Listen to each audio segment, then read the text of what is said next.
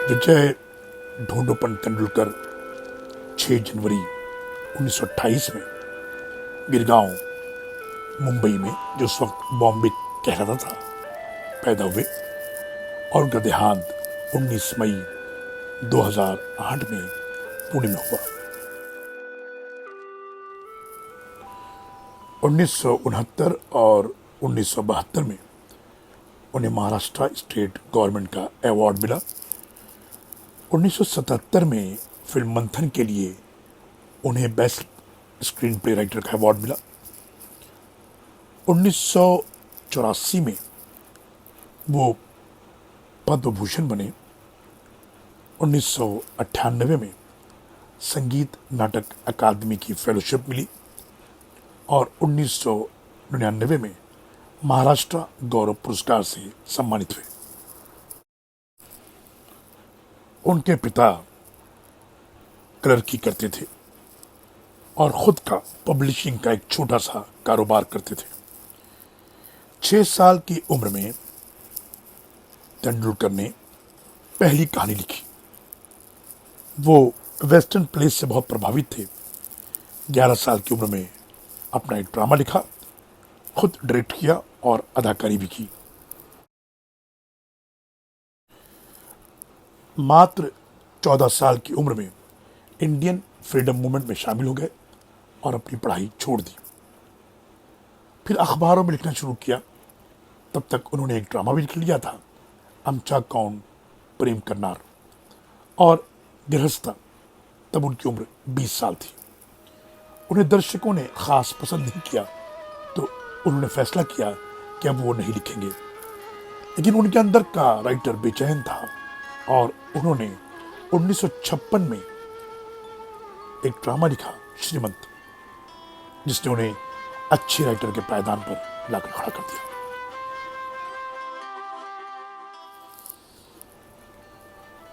उनकी क्रिएटिविटी को उस वक्त 4 चांद लग गए जब उनके साथ हुए डॉक्टर श्याम लागू, मोहन आगाशे और सुलभा देशपांडे। 1961 में उन्होंने नाटक लिखा गिदाड़े, जो स्टेज हुआ 1970 में। गिदाड़े नाटक एक मॉरली कोलैप्स फैमिली की स्टोरी है, जिसमें वायलेंस के कई फॉर्म्स हैं: domestic violence, sexual violence, communal violence और पॉलिटिकल वायलेंस। गिदाड़े तेंदुलकर जी की जिंदगी का एक टर्निंग पॉइंट साबित हुआ। उनकी लेखनी का लोहा दुनिया मानने लगी। 1956 में short story Die Panne Traps पर उन्होंने एक नाटक लिखा, शांतता कोड चालू आए, जो 1967 में पहली बार स्टेज पर हुआ और सत्यजीत दुबे ने उस पर फिल्म बनाई 1971 में। इसका स्क्रीन प्ले विजय तेंदुलकर ने लिखा।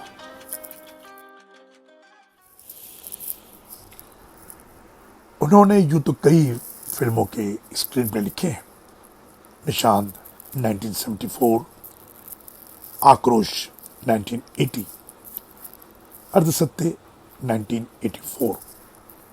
कुल 11 फिल्में, उसमें 8 फिल्में मराठी की थी।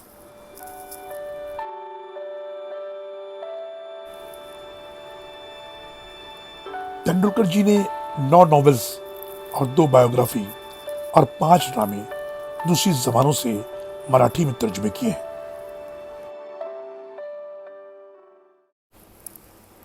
विजय तेंदुलकर हिंदुस्तानी स्टेज का वो नाम है जिसने अपने ड्रामों के जरिए नस्लों को इन्फ्लुएंस किया है। गिरीश कर्नाड, हबीब तनवीर और बादल सरकार की तरह विजय तेंदुलकर के ड्रामों ने लोगों के जहनों की आबियारी की है।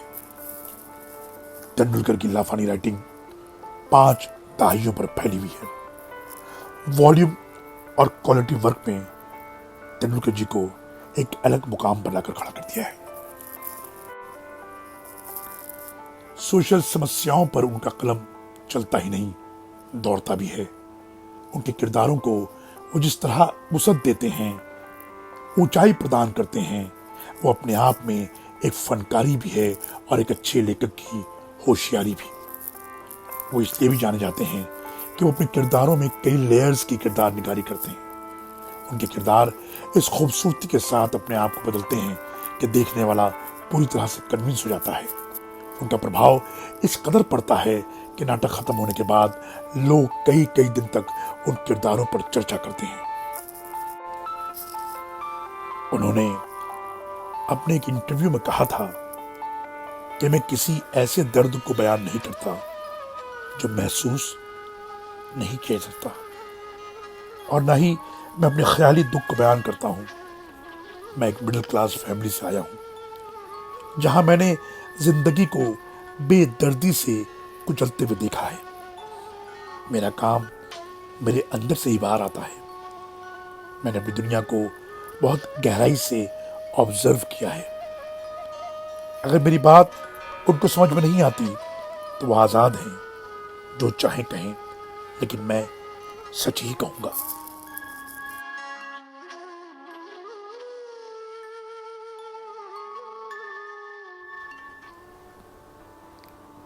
तेंदुलकर जी का काम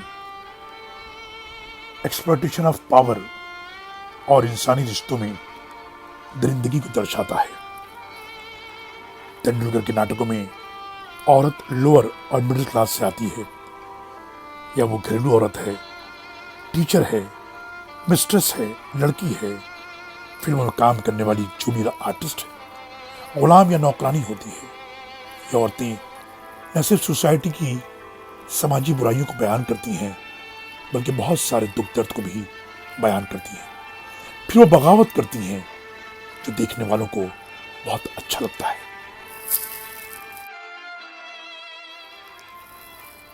उनके किरदार कॉन्ट्रडिक्टरी पर्सनैलिटीज के होते हैं, जो मेहनत मुशक्कत करते हैं, जिनमें इमोशंस है, वो इंटेलेक्ट हैं, जो आज़ादी भी चाहते हैं और साथ भी नहीं छोड़ना चाहते।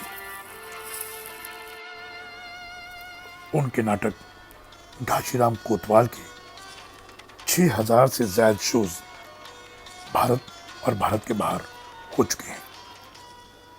उन्होंने अपने नाटकों में बहुत सारे एक्सपेरिमेंट्स किए हैं।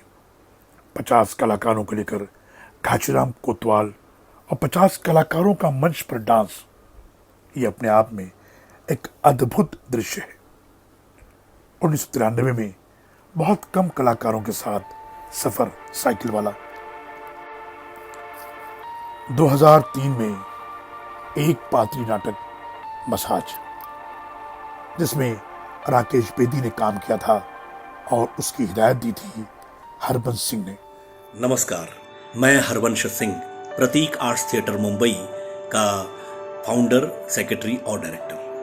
मित्रों, आज हम सभी लोग विजय तेंदुलकर साहब की डेथ एनिवर्सरी मना रहे हैं। एक छोटा सा किस्सा मैं आपको बताना चाहता हूँ विजय जी के बारे में, कि जब मैं पहली बार ये नाटक की चर्चा मैंने सुनी थी तो मैं सदाशिव अमरापुरकर के साहब गया और उन्होंने कहा कि आप विजय तेंदुलकर साहब के पास जाएं और ये नाटक कहिए मसाज, उन्होंने एक नया नाटक लिखा है। तो मैंने उनसे कहा कि सर वो तो बहुत ग्रेट राइटर हैं और मैं एक छोटा सा डायरेक्टर हूँ, तो क्या मुझे देंगे? तो उन्होंने कहा कि नहीं, मुझे आपकी आंखों में थिएटर दिखता है, आप जाइए।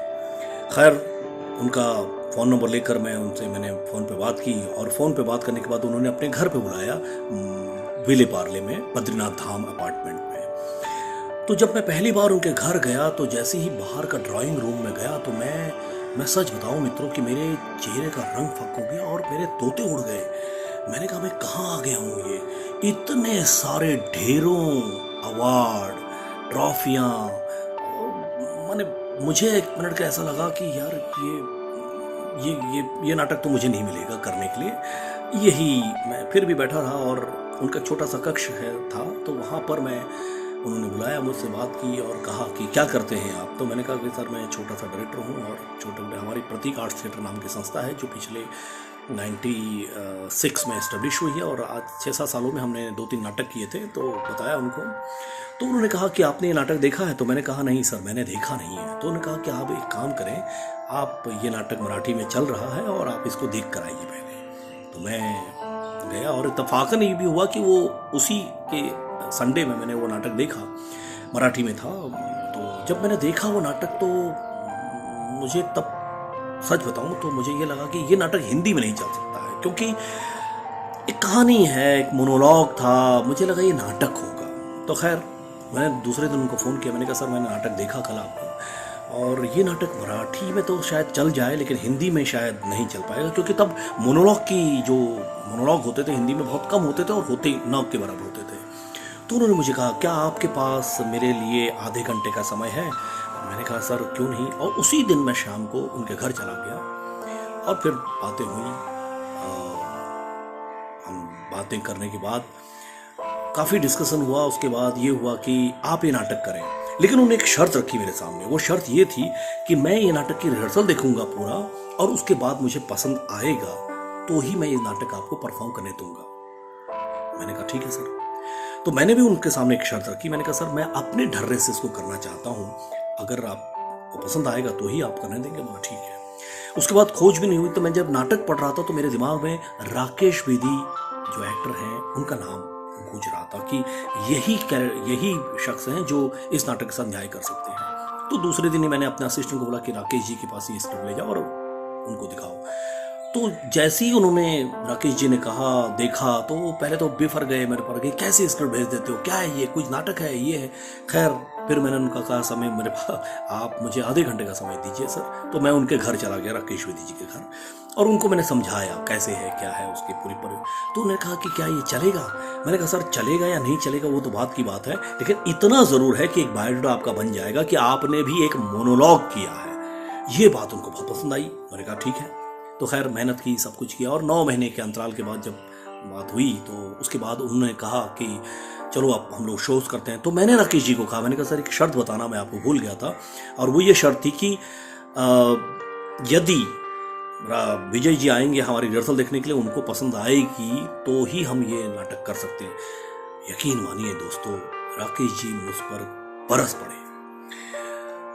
मैंने उनको कहा, मैंने कहा सर आप जो अभिनय आप कर रहे हैं बहुत अच्छा कर रहे हैं। हालांकि राकेश जी ने खुद इसको एडप्टेशन भी उन्होंने खुद ही किया था। उन्होंने कहा कि सर कैसी बात करते हो, आपने पहले परमिशन लेना चाहिए था। मैंने कहा सर परमिशन वर्बली तो है मेरे पास, लेकिन रिटर्न में नहीं है, और रिटर्न में तभी होगा जब वो आपको परफॉर्म देखेंगे। तो खैर बुलाया गया, फिर विजय जी को एक जगह निश्चित की गई, और वो देखने के बाद उन्होंने कहा कि ये नाटक जैसे मैंने लिखा है वैसा नहीं है, लेकिन इसको पूरा तरह से एडॉप्टेशन कर लिया है आप लोगों ने। तो खैर मैंने उनसे फिर कहा, मैंने सर क्या सर हमको ये करना चाहिए या नहीं करना चाहिए, आप राय दीजिए। तो उन्होंने कहा गो अहेड, और गो अहेड करने के बाद मित्रों सच मानो यकीन से आज भी ये नाटक 19-20 साल से लगातार चल रहा है, और आगे भी इसी तरह चलते रहे, यही मैं आप लोग सबकी शुभकामना भी लेता हूँ। और आज मुझे ये मौका मिला, इसके लिए मैं आप लोगों का शुक्रिया भी अदा करता हूँ। धन्यवाद। मैं पर्सनली अपने जीवन को 2 भागों में बांट सकता हूँ। पहला भाग वो जब मैंने मसाज नाम का नाटक नहीं किया था, और दूसरा वो जब मैंने मसाज कर लिया था। और इसका मैं श्रेय देता हूँ मसाज का हमारे जो डायरेक्टर हैं हरबंश सिंह को, वही ये नाटक मेरे पास लेकर आए थे। और विजय तेंदुलकर साहब थोड़े से इस बात से ये थे कि भाई राकेश बेदी क्यों कर रहा है ये नाटक, किसी और को ले लो। तो हरबंश ने कहा कि नहीं सर हम करके देखते हैं, वो करेंगे, मुझे ऐसा पूरा भरोसा है। तो मैंने वो नाटक हिंदी में ट्रांसलेट किया था, वो वसुधा सहस्त्रबुद्धे जी ने, और मैंने उसको अडेप्ट किया फिर, और उसको मैंने 9 महीने की रिहर्सल लगा के जब मैंने उसका वो GR किया, ग्रैंड रिहर्सल किया, तो उसमें आए थे विजय साहब, और थोड़ी देर में उठ के चले गए। तो मुझे बड़ा दुख हुआ। मैं अगले दिन गया उनके घर पे, मैंने कहा सर कुछ गलती होगी, कैसा लगा आपको? बोले देखो 2 बातें हैं, पहली बात तो मैं अपना जो नाटक है मेरा लिखा वो देखता ही नहीं मैं, और दूसरी बात यह है कि तुमने मेरा नाटक काफी चेंज किया है। मैंने कहा सर मैंने चेंज बिल्कुल नहीं किया है, नाटक आपका है, ख्याल आपके हैं, थॉट आपके हैं, मैंने तो सिर्फ कैरेक्टर्स को एक रंग दिया है। आपने लिखा डायरेक्टर तो मैंने उसको एक रंग दे दिया, आपने लिखा हीरोइन तो मैंने उसको एक रंग दे दिया, आपने लिखा मंत्री तो मंत्री को मैंने एक भाषा दी, आपने लिखा मंत्री का PA तो मैंने मंत्री के PA को एक भाषा दी। तो जैसे वो प्ले का जो डायरेक्टर है वो पंजाबी मैंने रखा, तो ओ यार और सुना भैया क्या हाल चाल है, हाँ भाई हैप्पी बैठ भी है। तो ये मंत्री का जो पी है, आपने लिखा एक लाइन लिखी कि उसका गला खराब है, तो मैंने गला खराब ऐसे कर दिया, और सुनाइए क्या चल अभी आप कभी कभी आइए, ये बड़ा अच्छा लगता है आपको। तो ये सब कैरेक्टर सर आपके हैं। मैं तो आपका जो प्ले ग्राउंड है, नाटक का जो पेरीफेरी है, उसके बाहर मैंने एक कदम भी नहीं रखा। तो बोले अच्छा हाँ यार ये बात तो बिल्कुल ठीक है, मैंने ये बात तुम सही कह रहे हो। और जब नाटक के 15-20 शो हो गए और रिव्यूज भी अच्छे आए और लोगों के रिएक्शन भी अच्छे लगे, तो फिर उन्होंने मुझे बुलाया घर पे और बहुत बहुत बहुत प्यार किया, बहुत शाबाशी दी। मैं वो दिन कभी भूल नहीं सकता। मेरे जीवन का वो एक बहुत बड़ा अहम दिन है जब उन्होंने मेरी पीठ थपथपाई थी। और दूसरा दिन मैं कभी नहीं भूलूंगा विजय साहब का, वो ये कि उनकी जो इंतकाल हुआ उससे कोई 6-8 महीने पहले मुझे उन्होंने अपने घर पे बुलाया और कहा कि राकेश, मेरे जितने भी लिखे हुए नाटक हैं उनका हॉलीवुड में, अपना न्यूयॉर्क में ब्रॉडवे पे एक फेस्टिवल होने जा रहा है, तो मैं चाहता हूं कि तुम मसाज भी वहां लेकर जाओ। लेकिन वो मुझे वो इंग्लिश में करना पड़ता और वो सारी फॉर्मेलिटीज थोड़ी सी वर्कआउट हो नहीं पाई क्योंकि उसके पहले ही वो चले गए हमें छोड़कर। लेकिन मैं अपने जीवन में उनका योगदान बहुत बड़ा समझता हूं और हमेशा समझता रहूंगा। और आज के दिन मैं अपने दिल से विजय तेंदुलकर साहब को शत नमन करता हूं।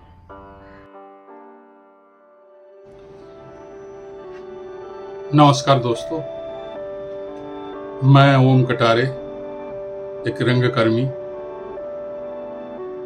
आज सदी के महान नाटककार माननीय श्री विजय तेंदुलकर जी की डेथ एनिवर्सरी है।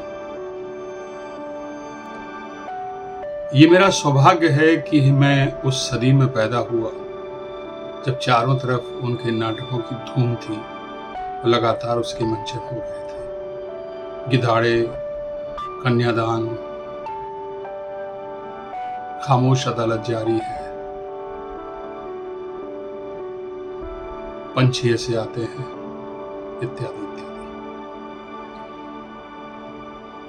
दूसरा, मैं अपने आप को बहुत ही सौभाग्यशाली समझता हूँ कि मुझे उनका लिखा हुआ सबसे मशहूर नाटक सखाराम बाइंडर मंचित करने का और उसमें मुख्य भूमिका निभाने का मौका मिला। इसका श्रेय पंडित सत्यदेव दुबे जी को जाता है, जिन्होंने मुझे सुलभा देशपांडे जी के पास भेजा जब मैंने अपनी इच्छा उनको बताई कि मुझे सखाराम बाइंडर करना है।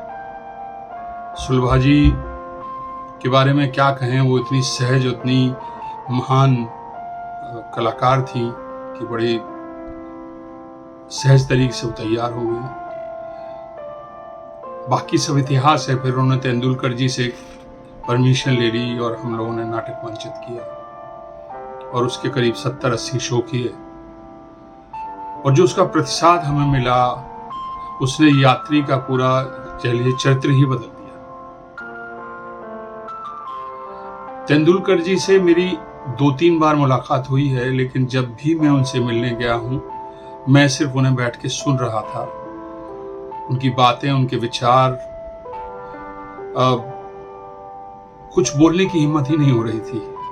एक विद्वान, इतने बड़े विद्वान के सामने बैठकर आप उनसे जो कुछ ले सकते हैं, वही मेरी लेने की कोशिश की।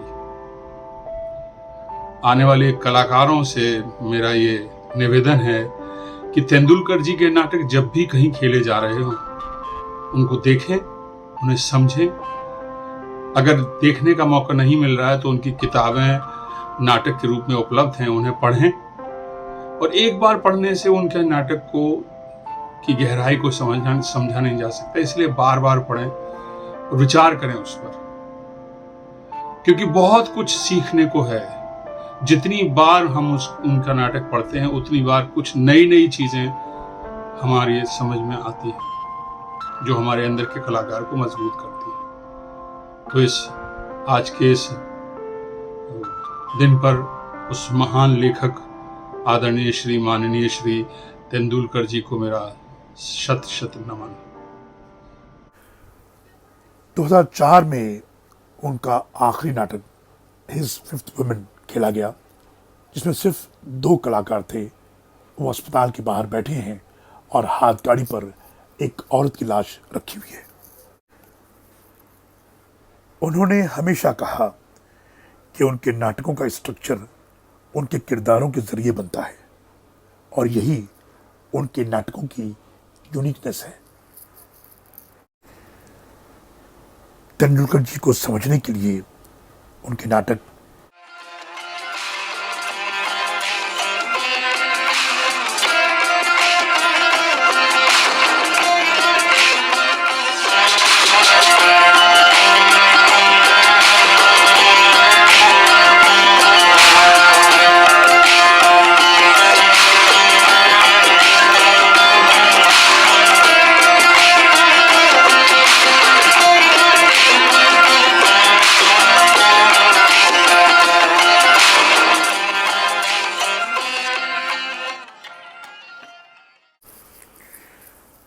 आइडिया जेनेटिक स्टूडियो इस महान लेखक, जर्नलिस्ट, नॉवेलिस्ट और कहानीकार को खराजे अकीदत पेश करता है।